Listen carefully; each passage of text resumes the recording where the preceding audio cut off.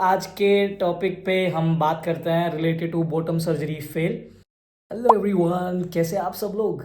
ये T shirt पे मत जाना यार, ये इस पे आयरन नहीं किया हुआ है। रात के 11 बजे मैं बैठ के वीडियो बना रहा हूँ आप लोगों के लिए यार, क्योंकि योगित मेरे पीछे पड़ा हुआ है कि भाई वीडियो दे दो, कंसिस्टेंसी रखनी है तो देख लो यार, मेहनत कर रहा हूँ है ना। सो वेलकम टू आज का व्लॉग। मेरा नाम है रोनित शर्मा, मैं एक ट्रांसमैन हूँ।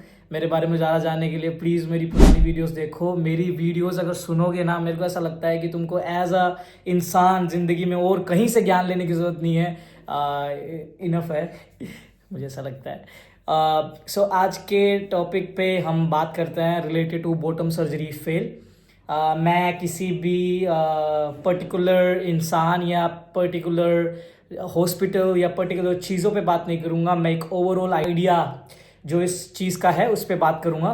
सबसे पहले मैं बता दूँ कि मैं किसी भी कम्युनिटी के मेंबर के साथ डायरेक्ट या बिना कम्युनिटी के मेंबर, जो भी नॉर्मली इंस्टाग्राम पे सोशल मीडिया पे लोग मुझे कांटेक्ट करते हैं, मैं उनको डीएम्स में बात नहीं करता हूँ। मैं अपनी ही दुनिया में, अपना ही एक अलग दुनिया में बिजी, व्यस्त या उलझा हुआ हूँ। मेरे को समझ में आता है, जितना मेरे अंदर ज्ञान है, जितना मैं इधर उधर से कर सकता हूँ वो मैं करता हूँ और मैं आपको बोल देता हूँ। मेरे दिल में जो आता है बस वो इतना ही। पहली चीज़ तो ये मैं बहुत क्लियर कर देता हूँ। खुद सोच समझ के जो भी है मैं अपने डिसीजंस लाइफ के लेता हूँ और अपना ज्ञान देता हूँ जो भी है। बहुत टाइम हो गया, कुछ बॉटम सर्जरी फेल के ऊपर एक कुछ हुआ था कि बहुत सारी वीडियोस बनी थी, तो मेरे को बहुत सारे लोगों ने बोला था कि भाई ये क्या हो रहा है, ये क्या चीज़ है एंड ऑल।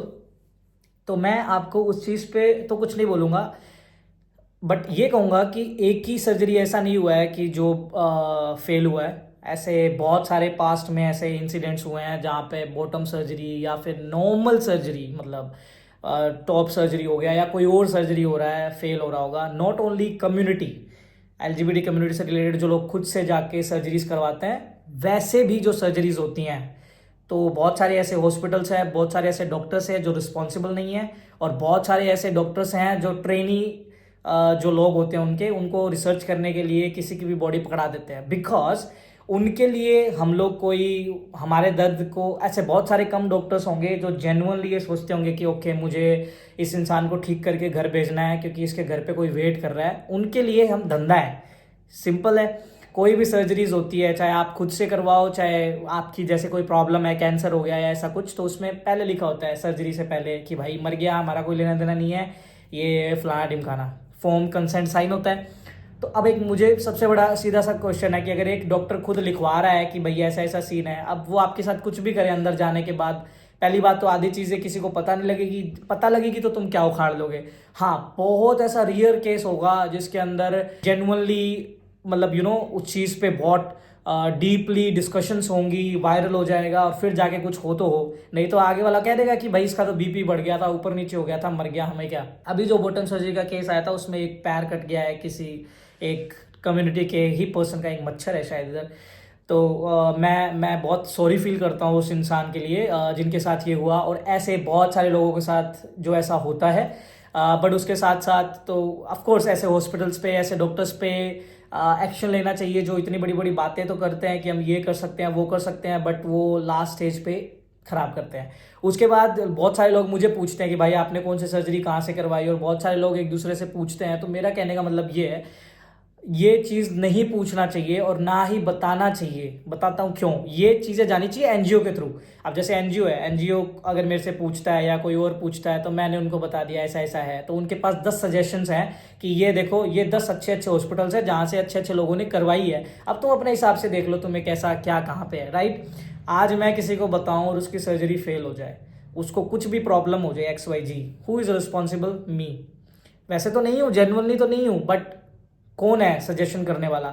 ये मैं क्यों कह रहा हूँ, क्योंकि बहुत सारे कम्युनिटी के ऐसे लोग हैं या कम्युनिटी से बाहर के ऐसे लोग हैं जो क्या करते हैं, कमीशन बेस पे काम करते हैं। आज मेरे को किसी डॉक्टर ने कह दिया, अरे तू 4 बंदे और तेरे जैसे लेके आना, मैं तुझे 10,000 रुपये दूंगा पर सर्जरी के ऊपर, राइट। और मैं, मेरी सर्जरी कैसी भी हुई हो, नहीं हुई हो, या फिर मैंने वहाँ से कराई भी नहीं है, तो मैं जाके उनको 4 सजेशंस दे दूंगा क्योंकि मेरे 40,000 रुपये बन रहे हैं। ये नहीं सोचते हैं कि भाई उस इंसान का वो पूरा सपना है अपने आप को मिरर में देखने का, कि मैं जब अपने आप को शीशे में देखूं तो मुझे ऐसा लगे कि वाह यार, मैं शर्टलेस घूम सकूं, मैं पूल के अंदर नहा सकूं, मैं गोवा के बीच पे टेन टेन कर सकूं, हैं।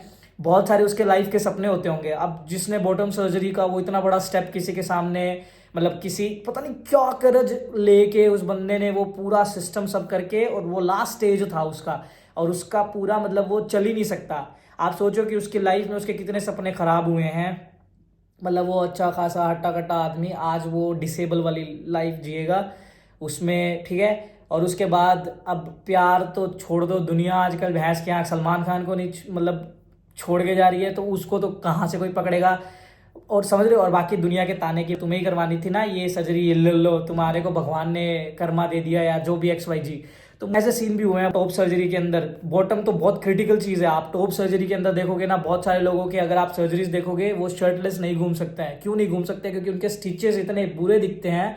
क्यों दिखते हैं? क्योंकि कुछ डॉक्टर्स पता है क्या करते हैं, उनको कुछ नहीं पता, वो 30,000 40,000 रुपए लेते हैं और वो ऐसे करते हैं, मैं कर दूंगा सर्जरी। वो मांस सा निकाला, ऐसे ऐसे जैसे सिलाई नहीं होती है वैसे सील देते हैं। मैंने मेरी पुरानी वीडियोस में सारा डिस्कशंस करा हुआ है। अब कुछ लोग क्या सोचते हैं, अरे यार इतनी सस्ती हो रही है, लोग कह रहे हैं लाख में हो रही है, 1.5 लाख में हो रही है, मैं 30,000 में करवा रहा हूँ, अरे वाह चलो मैं यहीं चलता हूँ। तुम ये सोचो ना कि भाई बाद में उसमें अगर कोई क्रिटिकल सिचुएशन आ गई, कोई टांका ढंग से जुड़ा नहीं, पहली बात तो वो इतना गंदा दिख रहा है ऑलरेडी, चलो वो तुम्हारी मजबूरी थी जो भी था। अरे सोचो कि वो सर्जरी करते टाइम, मैंने ये केस भी सुने हुए हैं कि टॉप सर्जरी करते हुए एक बहुत फेमस एक डॉक्टर था, बहुत अच्छे रिव्यूज थे उसके, सबने करवाई, अच्छा गया, मेरे ही किसी पर्सन ने करवाई, उसने अपने ट्रेनी को दे दिया एक्सपेरिमेंट करने के लिए, उसको सिखा रहा है उसके ऊपर, बॉडी के ऊपर, तो उसकी सर्जरी बिगाड़ दी। उसकी एक निप्पल गायब है, उसकी एक निप्पल ही नहीं है, एक निप्पल है। और मतलब समझ रहे हो, तो आप सोचो कितना ऑकवर्ड फील है ये। और वो कुछ लोग फिर उसके ऊपर वो करवा लेते हैं, क्या बोलते हैं यार, टैटू। हाँ, सो आप समझ रहे हो, मतलब ये मेरे को कोई भी इंसान आपके साथ सिंपथाइज नहीं हो सकता है, चाहे वो कम्युनिटी का हो या कम्युनिटी का नहीं हो या कुछ भी हो। सब लोग आज के टाइम पे अपने मतलब के लिए बैठे हैं कुत्ते की तरह से नोचने के लिए, कि भाई कब मौका मिले और कब मैं उस आदमी को नोच लूं। आप किसी के साथ कितना अच्छा कर लो, कितने बढ़िया बन लो, कितने दोस्त बन लो, या आप कितने बेचारे बन लो कि भाई मेरे को जेन्युइनली ये है वो है, किसी को कोई फर्क नहीं पड़ता। तुम्हारी जिंदगी है, तुम्हें डिसीजन लेना है, तुम्हें 100 बार सोच के ये डिसीजन लेना है। 100 बार सोच के तुम्हें कोई भी सर्जरी, कोई भी स्टेप, सर्जरी तो दूर की बात है भाई, तुम्हें आज अगर घर से निकल के कहीं दूसरी कंपनी में जाना है, एक कंपनी से दूसरी कंपनी को चेंज करना है, तो तुम्हें 100 बार सोचना चाहिए कि तुम्हें वो चीज़ कहाँ लेके जाएगी। हर डिसीजन लाइफ में सोच समझ के होता है। लोग बड़े बड़े रिस्क ले लेते हैं, बड़े बड़े फाइनेंशियल रिस्क ले लेते हैं, एंड देन पूरी ज़िंदगी बैठ के रिग्रेट करते हैं कि यार मैं काश वो नहीं करता। तो भाई ऐसी रिस्क लो ना जिससे तुम कम बैक कर सको। अब ये ज़िंदगी साला हमें तो मिली ही ऐसी है कि हमें तो रिस्क लेना ही पड़ेगा, बट वो रिस्क जो लेना है वो बहुत सोच समझ के भी ले सकते हो। उसके बाद भी जो हो वो तो किस्मत है। बट किसी ने बोल दिया वहाँ सस्ता हो रहा है, चलो ठीक है, ये हो रहा है ठीक है, इसने कह दिया ठीक है, नो। मैंने कभी किसी का नहीं सुना है, मैंने अपना दिमाग लगाया है, अपनी चीज़ें सुनी है, तो तुम भी वही करो, ओके। तो मैं बस इतना ही कहूँगा कि अपना ध्यान रखो यार, अपनी एक ही लाइफ है, अपने आप को बेस्ट बनाना है, अपने आप के लिए बेस्ट करना है, और वो कोई और तुम्हारे लिए नहीं कर सकता, तुम खुद कर सकते हो, राइट। तो बस इतना ही कहूँगा। इवन कोई NGO हो, इवन कोई भी चीज़ हो, कोई भी हो, और आपको कोई बंदा, मतलब आप समझ रहे हो, बड़ी बड़ी, मैं सिर्फ कम्युनिटी से रिलेटेड नहीं बोल रहा हूँ, बाहर भी ये दुनिया में चल ही रहे हैं ना स्कैम, हर कोई लूट रहा है एक दूसरे को। इतने बड़े बड़े स्कूल कॉलेजेस है, वहाँ पे फिर भी 2 लोग ऐसे ही पास हो जाते हैं, फर्जी है ना। इतने बड़े बड़े लॉ बने हुए हैं, कानून बने हुए हैं, फिर भी काला धन है ही ना।